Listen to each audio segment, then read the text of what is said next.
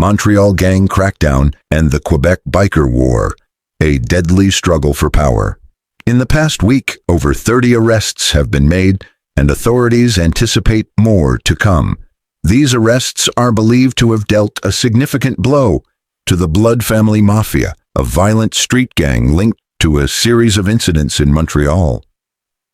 On August 9, 1995, 11-year-old Daniel Desrochers was playing outside his home when a car bomb detonated across the street. The explosion sent metal fragments flying through the air, fatally striking Daniel in the head. He died 4 days later. This was not a random act of violence. It was part of the brutal Quebec biker war, the deadliest conflict between outlaw motorcycle gangs in history. What began as a dispute over drug distribution territories escalated into an all-out war that turned Montreal's streets into a battleground. The conflict wasn't solely about the Hells Angels expanding their control. It also involved a defiant and ambitious rival, the Rock Machine Motorcycle Club.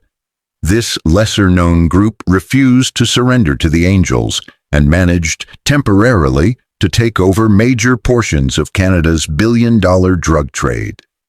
Over the course of 8 years, the feud between the two clubs devastated Quebec. More than 160 people were killed, hundreds were injured, and the violence became so extreme that it led to significant changes in Canada's criminal laws.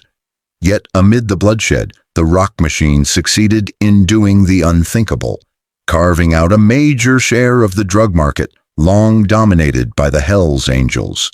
This is the story of how a club formed from betrayal grew strong enough to challenge one of the most feared criminal organizations in the world, using violence, strategic partnerships, and determination to build its own criminal empire. The rise of the Rock Machine. To understand how the Rock Machine rose to power, it's important to look at the 1990s Quebec drug market, which was estimated to be worth over $1 billion annually. By 1994, the Hells Angels were firmly entrenched, having entered Quebec in 1977 by absorbing a local gang known as the Popeyes.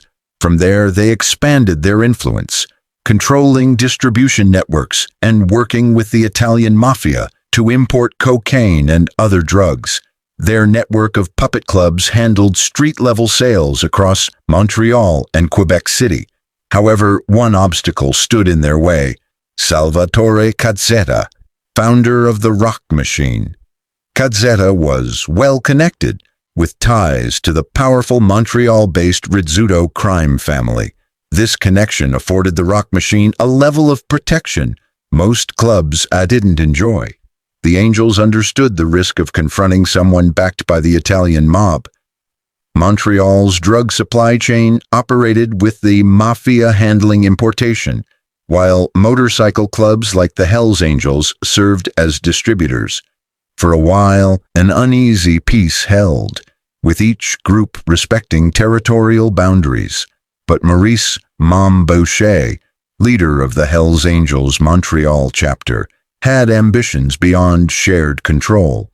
He wanted total dominance, and as long as the Rock Machine existed, that dream remained out of reach. A power shift. In 1994, Cazzetta was arrested in Ontario while attempting to import over 11 tons of cocaine, valued at $275 million. With him facing a 10-year prison sentence in the U.S., the Rock Machine was suddenly leaderless and exposed. Boucher seized the moment. He dispatched puppet clubs like the Rockers, Evil Ones, and Death Riders to encroach on Rock Machine territories. But Boucher wasn't just seeking territory. He aimed to establish a monopoly. Drug dealers across Montreal were told to buy exclusively from the Hells Angels or face retaliation. His ultimate goal was national: secure Quebec, then expand into Ontario, the country's largest drug market, and from there dominate the Canadian drug trade. Now led by Salvatore's brother Giovanni Cazzetta and Claude Vizina, the Rock Machine faced a choice: submit or resist. they chose to fight. The alliance against the Hells Angels. Giovanni knew that his club couldn't face the Angels alone, so he formed an alliance with other criminal organizations also threatened by the Hells Angels' expanding power. This coalition, known as the Alliance Against the Angels, or the Dark Circle, included the Rock Machine, the independent Pelletier clan, and a network of secretive Montreal businessmen who owned bars and restaurants used for laundering drug money. These businessmen, many of whom maintained legitimate public profiles, had much to lose if the Angels monopolized the drug market. Their financial support gave the alliance the means to fight back. The war begins. On July the 13th, 1994, the Rock Machine made the first move. 3 masked men entered a motorcycle shop in Montreal and killed Pierre Daoust, a member of the Death Riders. It was a targeted killing that signaled the beginning of the biker war. The following day, the Angels retaliated with a failed assassination attempt, and police arrested several Rock Machine members planning to bomb the Evil One's clubhouse. The violence escalated. In October, a drug dealer named Maurice Lavoie, who had recently switched his allegiance from the Rock Machine to the Angels, was murdered. 9 days later, Sylvain Pelletier, leader of the Pelletier clan, was killed in retaliation. Rather than intimidate the alliance, Pelletier's death galvanized it. His brother Harold took over and intensified the group's commitment to resisting the Angels. Escalation and innovation. By 1995, the Rock Machine had evolved. They formed their own puppet clubs, such as the Palmer's MC in Montreal and Quebec City, to counter the Angels-affiliated clubs. They also began aggressively expanding their drug distribution network. Under the leadership of National President Fred Fokker, the Rock Machine's operations were moving over 2 kilograms of cocaine per month and generating nearly $5 million annually in profits, roughly $8 million in today's currency. Fokker himself earned an estimated $250,000 per month.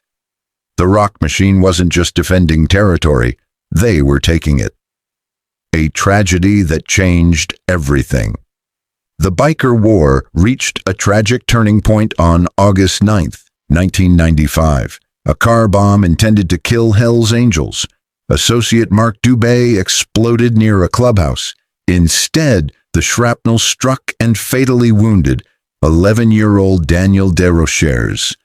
His death shocked the public. What had previously been dismissed as a conflict between criminals now drew outrage from ordinary citizens. On October 5, 1995, the government launched Operation Carcajou, a special task force combining top investigators from the RCMP, Sûreté du Québec, and Montreal Police.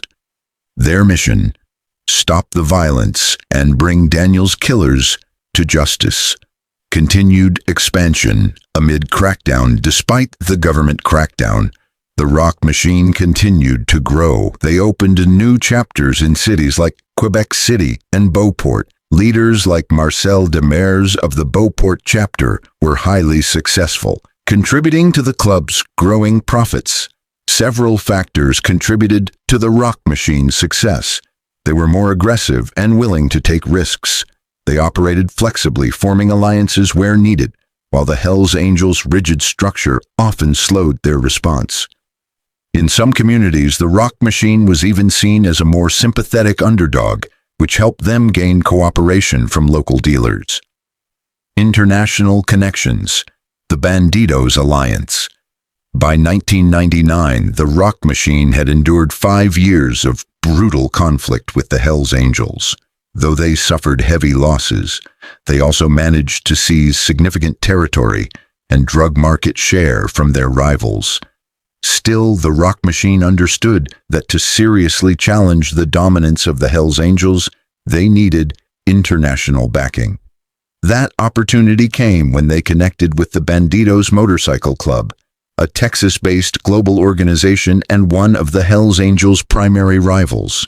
The Bandidos had chapters across Europe and were actively seeking to expand into Canada. In May 1999, the Rock Machine became a hang-around club for the Bandidos, signaling that they were under consideration for full membership. By December 2000, they were granted probationary chapter status. A year later, in December 2001, they were officially recognized as Bandidos Canada. This transformation was a game changer for their drug operations, giving them access to international drug trafficking networks built by the Bandidos. They now had new supply routes and sources that the Hells Angels couldn't control. The alliance also provided expertise, resources, and strategies developed from similar conflicts elsewhere. Peak power, the Rock Machine's greatest success. By 2001, the Rock Machine had accomplished something remarkable. Not only had they survived the war, they had gained control over major parts of Quebec's drug trade. While the Hells Angels were battling police pressure and internal discord, the Rock Machine was making millions from drug distribution. Their cocaine network alone was reportedly moving more than 2 kilograms per month and earning over $5 million annually. More than just financial gain, they proved that the Hells Angels' monopoly could be broken. Their rise attracted independent dealers and even led some Hells Angels members to defect. Leaders like Marcel Demare and Fred Fokker developed sophisticated trafficking and money laundering operations across multiple provinces. The police strike back. Operation Springtime success also brought attention.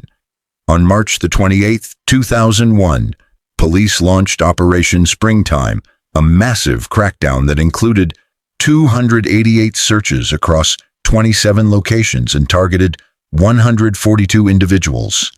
Among them were 80 of Quebec's 106 full-patch Hells Angels. Innovation beats tradition. Though smaller, they adapted faster and outmaneuvered a larger opponent.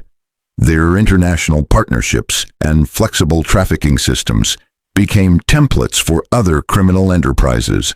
Though short-lived, their success reshaped criminal dynamics in Canada.